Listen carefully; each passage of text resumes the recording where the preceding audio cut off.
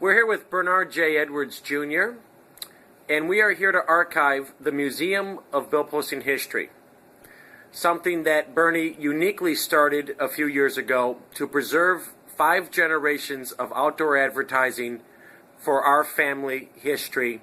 We hope you enjoy.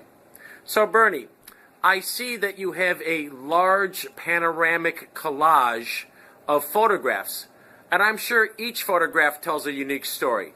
So let's start at the beginning.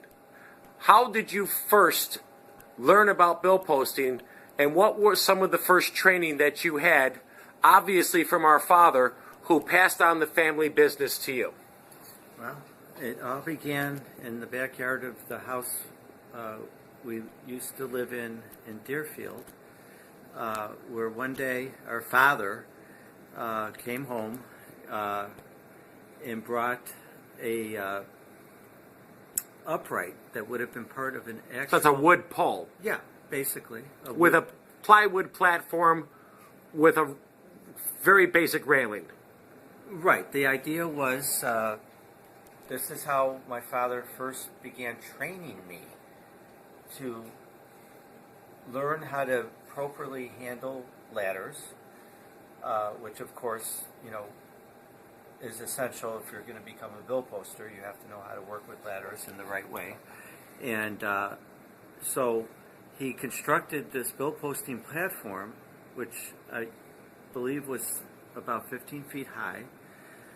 And his idea was this is how he was going to begin training me to learn to be comfortable on a bill posting platform. Now, obviously, even the passerby on a highway where most billboard signs are can acknowledge that billboards are high in the air on platforms. So is this where you overcame your fear of heights, which is generally considered to be the #1 phobia among people? I wasn't born with a fear of heights.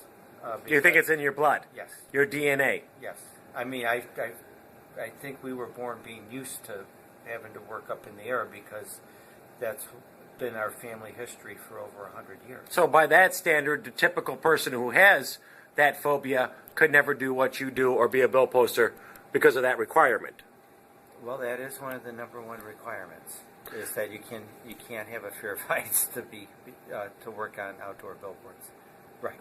So I agree. Yeah, some of those signs get quite high. Now, speaking of that, now I believe that this is a Marlboro billboard from the golden age of bill posting, and I believe that this was, to keep with our height analysis, an extremely tall billboard. Now, I know this was at the original S-curve, which is across from now what is the renovated Navy Pier. And I never personally went on this sign, but I know you did many times as a teenager. Could you talk to us about this very unique sign from a day gone by? Absolutely. What made it unique is that, back at the time, this would have had what was referred to as a painter's platform, which was a very narrow platform, because the painters would have painted this part of the billboard, and they would have done it off stages. Right. Now, as a matter of record, most billboards were accessible from platforms, but you put ladders onto the actual face of the billboard. This one was strictly platforms, and it was non-traditional. Could you speak to that? It was originally a painted billboard. I see. So it was converted to paper. But what they I did get is it. they converted this part, which would have been called the plaque, to paper. But because it was such a narrow platform, we could not post it off ladders. So we actually had to work together with the painters who would swing the stages. And so I actually would post this part of it off of stages and not a ladder. Let me ask you this question, bro. We can see very clearly the image of the Marlboro cowboy, the classic Marlboro advertising. Right. We can see the letters all in alignment saying, "Come to Marlboro Country." But you're standing 3 feet from that. How do you make sure that you get everything straight and aligned and it doesn't come out upside down or crooked? Because it does seem that there is a certain degree of organization required. What is the trick there? Well, it's not a trick. It begins with the preparation of the paper itself. So, so when we initially fold the paper. Well, as an example, how many sheets of paper do you think constitute that board, and how many square feet do you think it is? Well, it was pretty large. I can't quite remember the actual dimensions, but it was probably, maybe 4 up, 4 across, something like that, which means it was about 16 separate sheets of paper. And so to answer your question, it begins with preparing the process where it begins with the process of actually pasting the paper. Everything is pre-pasted, and you have to make sure the sheets are in the right order before you take them out, to the job site. So something like this, it would have had to have been arranged where, you do this, you do it in 4 rows. So you'd have to make sure the paper was arranged where you go across like this. But let me specify my question.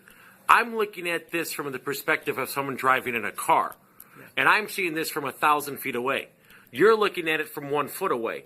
You can't see the letters and the face of the Marlboro Man. You just see, what do you see? A bunch of dots, a bunch of nondescript, printed material, colors, shades. How do you know that you're putting it up correctly? No, you can... Because it's not one piece. It's hundreds of pieces put together to form a whole. It's probably about 16 pieces. 16 pieces. And you can tell.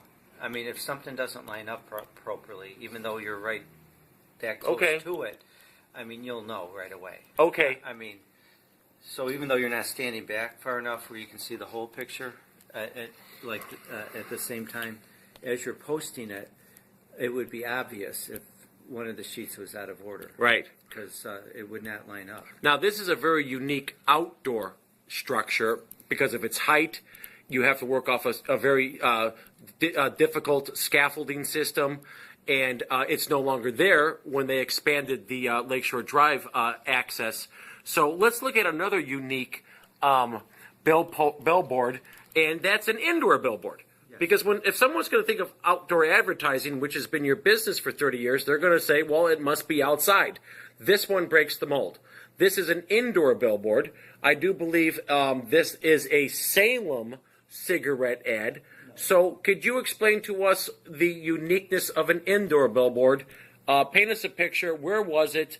Some of the difficulties of this installation. Well, what made this challenging was, number one, it was indoors as opposed to being outdoors. At the time, it was this particular one is called a 30 sheet, and that was inside the Grand Hall of Union Station. Of Union Station in downtown Chicago. Right. And we actually had to, the only way to post it was off a 40-foot ladder. A 40-foot straight ladder. Yes. So we actually had to carry a 40-foot ladder into the train station. Because this sign was above the access to all the different train lines. I can actually see on the video it says to all trains. Yes. So hundreds of people are reading their newspapers, drinking their coffee, they're going out of town, they're going to work, and they don't know that you're above them. Any interesting stories there? Any close calls or? Well, sure. I mean, there were always people that were liable to walk right into the ladder because that's the last thing, someone's going to be expecting. A normal train passenger isn't going to be thinking they're going to walk through Union Station and there's going to be some guy on a ladder posting a billboard. So whoever I did the job with, who would have been on the ground helping me move the ladder from the ground, had to be very aware of, making sure that he was steering people clear of, running into the ladder. Now, because it's a unique installation, when did you do that? Sunday morning? You couldn't do it during rush hour. I mean, what are some of the things that a bill poster has to adapt to? I mean, because you're obviously working in a situation where you know that commuters are coming. When did you do a sign like that? Oh, we would either do it early in the morning or at night. Right, we would have to avoid the rush hour. Yeah. So you're somebody who starts their day early. You try to avoid the traffic or congestion of the people that can get in your way, stuff like that. Of course. So by that standard, bill posting or billboards can be a 7-day-a-week job. Yes, It always has been. Yes. It definitely is. You do the job when it has to be done because you want to, either avoid possible, difficulties, or you want to avoid what we call in the bill posting trade weather. Yes. Now, the three things that I've learned so far about bill posting is, one, it involves a lot of heights. Yes. Another is there are many unique situations where you have to adapt to the general public, or you have to do things beyond the typical 9-to-5 job or the typical workplace. Now, the third element of successful bill posting is the weather, because you work outdoors during 4 seasons, and people who know Chicago know that it can be bitterly cold or incredibly hot and humid. Yeah. Now, most people would say, that's too much. I'm too cold. I'm too hot. How do you adapt to Mother Nature? And let's look at an example. Let's find ourselves here, a billboard that, quote unquote, is, here it is right here. I've got one right here. We have a former 8-sheet bill poster, George, and you can see the snow on the ground. Yeah. So 30 years you did this outdoor. Yeah. 30 years you put on the leather boot, the hard helmet, the coveralls, the Carhartts. How do you get used to Mother Nature? Because generally speaking, she is fairly in command. Well, the key is to, when you're dealing with extreme weather, is you don't stop moving. You keep moving, particularly in the cold. Okay. So, as soon as you get out of the truck, you get the ladder off the truck, you get it up on the board, get up there. The whole key is just keeping your body moving. Now, let me ask you this. Given your preference, the hottest summer on record or the coldest winter on record, you're outdoors, you got to get the job done. Which do you choose? The hot weather. Why hot over cold? Well, because it's easier to cool off than warm up. So what's that old bill posting adage? Well, the adage is you can always take it off, but if you don't have enough layers on, you can't put something on, another layer on if you don't have it, but you can always take a layer off. Right. And that's the way, I always dressed, is in layers. So, if it does, as the day goes on, if it does gradually become a little bit warmer, you can take a layer off. But if you leave without enough layers on, then, you can end up just being, freezing cold all day. So, no, knowing how to dress properly is a big part of, being able to do this job well. Now, we know that we're a family business. Yeah. And we know that you were trained under the direct tutelage of our father, Bernard J. Edwards Sr. Now, I believe that this is a photograph of him posting a 8-sheet, which is a small mounted 6x12 advertising sign, when he's in his 60s. Yes. Now, we also know that he posted his last 8-sheet when he was 75, and his father before him posted his last 8-sheet into his late 60s. Normally speaking, that would be too much for a man that's in his in the twilight of his years. He's climbing ladders. So this begs a simple question. It's not just physical labor. If it was just physical labor, a 75-year man couldn't do it. What is to you and to our father and to, I'm a former bill poster, and our grandfather and our uncles, how does it transcend just labor, just something that anybody can do? what are the elements of art or artistic elements of bill posting? Because, as you know, not everybody can do it. Well, very few people want to do it. Yeah, I mean, that's true. Generally speaking, I always have thought of it as a craft. That it does require a certain number of years to really become proficient at it. I think the old saying is it takes 10 years to become world class at anything. Sure, of course. And that's particularly true in this business. I mean, because especially since you are dealing with the elements on a day in, day out basis, it all comes down to training. It comes down to having in my instance, it was our father who trained me. But without a good person to train you, you're never, there is a right way and a wrong way of hanging paper. And it's just like any other skill. I mean, if you don't learn to do it the right way, you're never going to be, achieve that, highest level of potential. So by that analysis, it is an apprenticeship. Yes. You have to learn from an expert. Yes. It's not something that you can do on your own. Right. It's not something that anybody can pick up from a textbook. It is a expert that has to teach you and show you the tricks and the nuances and the discipline of what you call the craft. Yes. So I'm going to step back for our audience because I think the most impressive aspect of this panorama, which is almost 6 foot wide, containing hundreds of photographs, is this. None of these photographs were ever made to put on the wall. They were all photographs of people that worked for us, and we were documenting our work for the clients, and we were having fun in the shop. I think that it just shows the longevity of our family, yes, because in 30 years, we have hundreds of photographs with dozens and dozens of people in them, all that have in some way, shape, or form been touched and fed by this business. Absolutely. Yes. It's all, as you can see in a lot of these pictures, I mean, a lot of them are past employees that work for Postacular. This is Ozzy. Ozzy.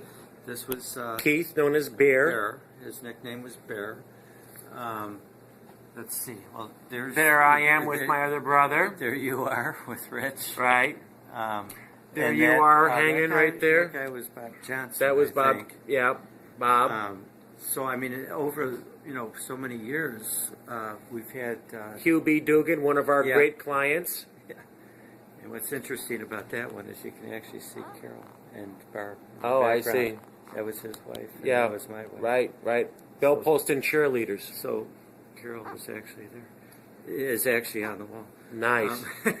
So this was just a snapshot of ad hoc pictures that were put together as a collage to show the incredible history of generation after generation of billboard posting. Yes. So now let's go into the museum itself. Okay. Now I know you charge a steep admission to the museum, but since I am, making a documentary, may I enter free of charge? Yes. All right, after you, sir. Okay, here we are. So, ladies and gentlemen, we are now in the Bill Posting Museum. It is called the Museum of Bill Posting History, and it archives 5 generations of family business, starting from our great, correct me if I'm wrong, brother, our great-great-grandfather, George Edwards, who was in the Union Hall in Albany, New York, I believe, 1862? 1865. And you uniquely have managed to keep these generations of men alive through memorabilia and advertising relics. Yes. So do me a favor, because there are thousands of relics in here. Take me to some of your personal favorites and explains to us some of the stories behind the history. Sure. Actually, this is one of my personal favorites right here. We'll start with this showcase. Actually, this was a bill posting mug. A mug that that was given to me by our father, and this is a very prized possession because this is probably from around the turn of the century, and it actually says compliments, Cream City, Bill Posting Company, Milwaukee, Wisconsin, and somewhere our father found that, and that is, a very special. Fantastic. Because that, has got to be one of a kind. Right. And this other piece here, I always enjoy showing people because this was a company that our uncle Charles Edwards started back in the mid-'80s, which was called Flexco. This is when, the technology was created to, print billboards on vinyl as opposed to paper. And he actually attached his business card to a piece of vinyl. Because at the time, people, this was a new form of outdoor advertising. An innovation in which our family was at the ground floor. Yes. So in order to, so I always thought this was neat that when he gave people his card, he had it attached to a piece of vinyl, so the clients could actually feel it and get a real sense of what vinyl was. What the material was like. So I always loved this one. And let's see what else we got here. That was this one here. That was the last bulletin that we posted because by the year 2000. That's a Canadian Mist. Yes. By the year 2000, all the bulletins, which were the larger size outdoor billboards, that always were paper up to that point, were now vinyl. Now, Bernie, as we're in the Museum of Bill Posting History, which you uniquely started, nobody said, "Hey, Bernie, you got to do this," or "Hey, Bernie, we're all bill posters. Let's preserve the family memories of hundreds of years." You did this uniquely on your own. What was your motivation? Why did you feel that you needed to document all of this? Well, because, number one, because it was such a big part of my life. Because when I first came into the business, like I was just alluding to, all the outdoor boards were either posted. I was trained by our father to become a bill poster back in 1979, and but now in 2012, which is where we're at right now, the only billboards that are still posted are a board like this, which is called a junior panel or an 8-sheet, which is the smallest size of an outdoor billboard. So I guess to answer your question, my motivation was to preserve the history of of this business because I could see that it was going to eventually go away. So it definitely was a unionized business, and I know you know a lot about the union and that our family members were unionized. Can you speak to the Bill Posting Brotherhood? Because I'm under the impression if it wasn't one of the first unions, it was the first union, at least in the city of Chicago. Yes. What do you know about that? Yes, it was the Bill Posters and Billers were the first organized union in Chicago, going back to the 1870s. We were actually union number one. And the union did last for a very long time, up until probably the late 80s, when eventually it was disbanded. But for many, many years, yes, it was a union business. And actually, right here are some of the old union dues books that would have been from our father. These from about 1960, 61, 62. Yeah. So no, back at the time when it was still a union brotherhood, you had to pay monthly dues in order to be able to work in this business. So I also treasure those. I mean, those are very unique pieces. So let's talk about advertising as a product. Mm-hmm. We know that advertising is, for all types of American products. Ford Motor Company, Marlboro cigarettes, J&B Scotch, in the modern era, cell phones and anything that can be marketed. Tell me about this interesting billboard, which has got Michael Jordan in it, a can of Coke, yeah, and a television character named Max Headroom. Why? What is the significance of this? Well, there's a number of reasons it's significant. Number one, it features Michael Jordan in his rookie year. This was one of the posters that I would have put up back when I was working for a company called Target Media, right? Which would have been in the early '80s, and I just found it very unique. I thought it was a very well. So you said that it was in the '80s. Yeah. That was many decades ago. So you were a young man. Yes. But something compelled you to save it. Because 99, let's be honest, our family used to hang Burma Shave ads. Our family used to do Railway Express. Yes. All of that from a bygone era. Yes. I mean, all of that. What's part of the bill posting history is part of Americana. Yes. Tobacco products and tobacco chewing products. I mean, I'm sure this is the stuff of museums. Yes.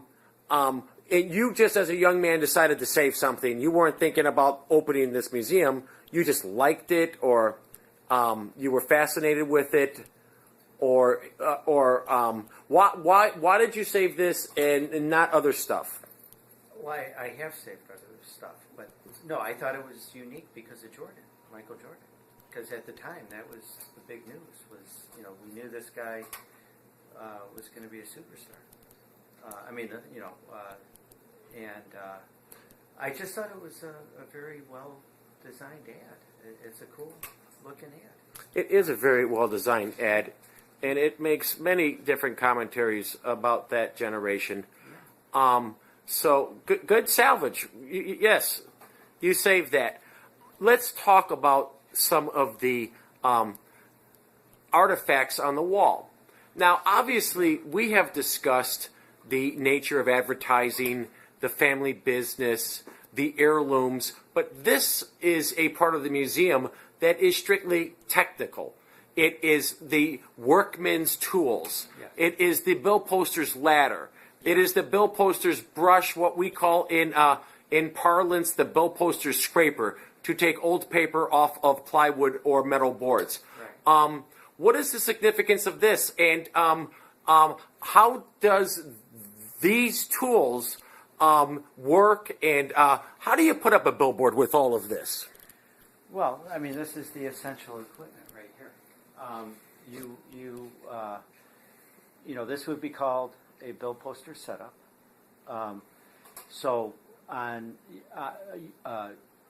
You would have what you would call the smoother,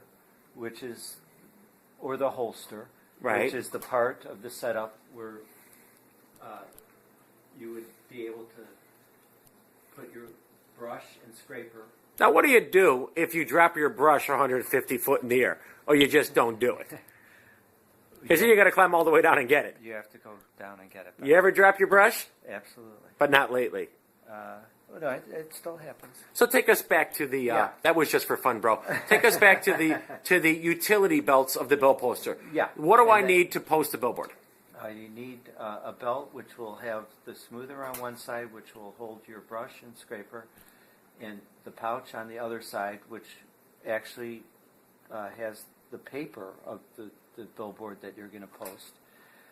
And these would be posting gloves, which have a grit on them, Right. Because you're working with paper that's with glue on both sides of it. So that's how what makes it Right. easier to open the paper and spread it out. As you're rubbing it, you need to have gloves, Right. a special kind of glove with the grit. So on it. since the paper is saturated on both sides with glue, it's very slippery. Glue is very, very hard to hold. It has no tactile properties, so you have to wear a special glove. Yes. And these are the brushes. Yeah. How many brushes in 30 years do you think you've gone through? Surprisingly, not a lot. Not a lot. How come? Because actually, this was the last one I broke, and that was 2005. So the brush that I was still using up to this point would have already lasted almost 7 years. I always used until they actually broke. I pretty much could always use the same brush. Okay, so I'm a bill poster. I'm in training. I got my pouch. I got my paper in my pouch with a ton of glue on it. I got my brush. I got my scraper. Now I got to climb this ferocious-looking ladder.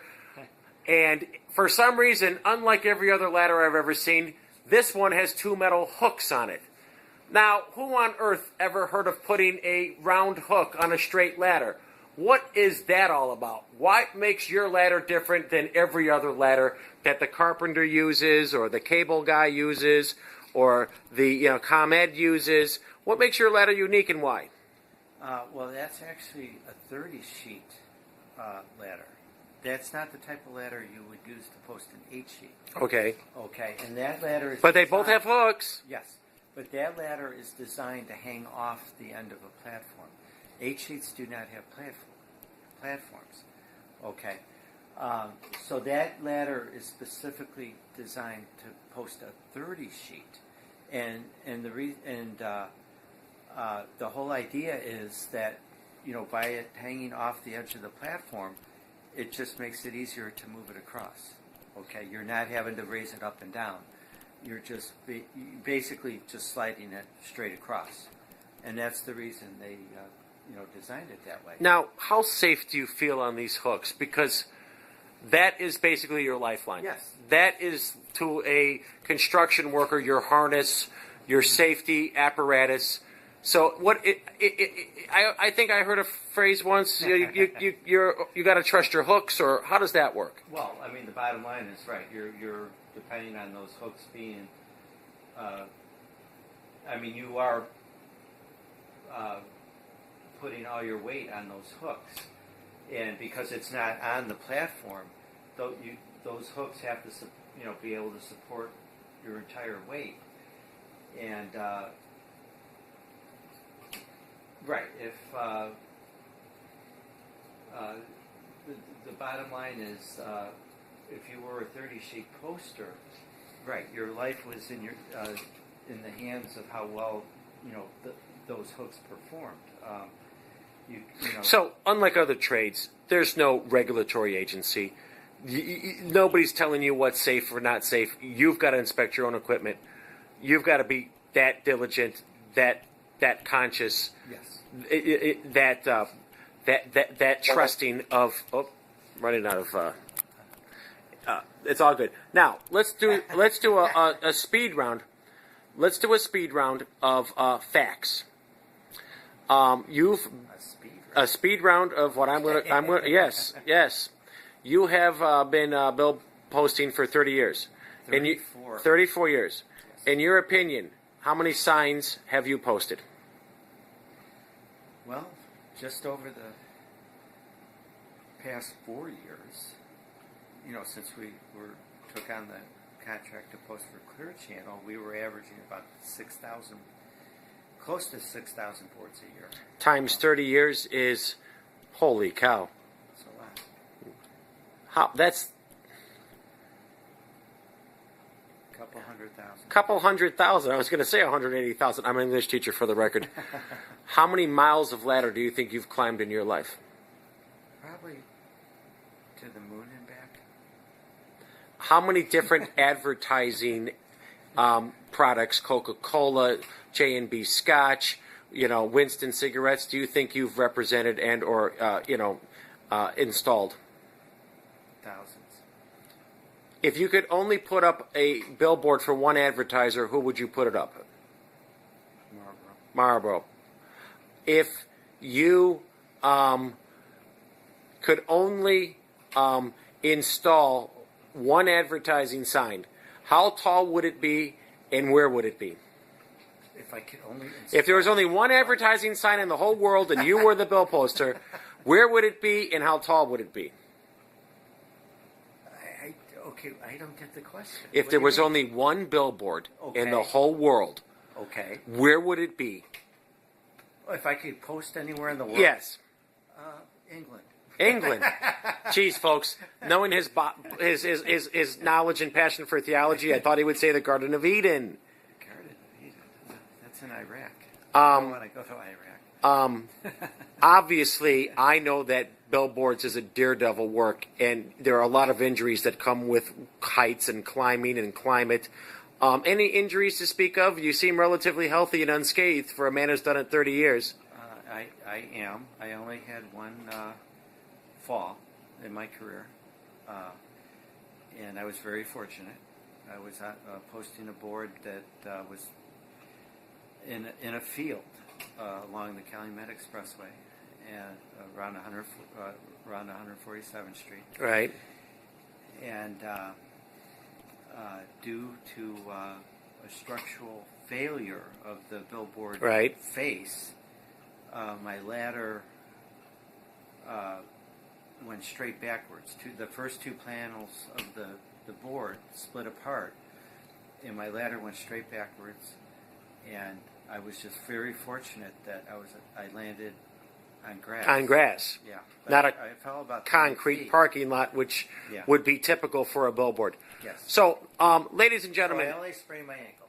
I I never broke a bone doing this business. not bad for 30 years of hard work and daredevil, daredevil type stuff. The stuff of true, audacious, and bold men. We're out of time. That's all I had. I was going to do a conclusion. You saw me. That was 38 minutes. The problem is on my cell phone, it will only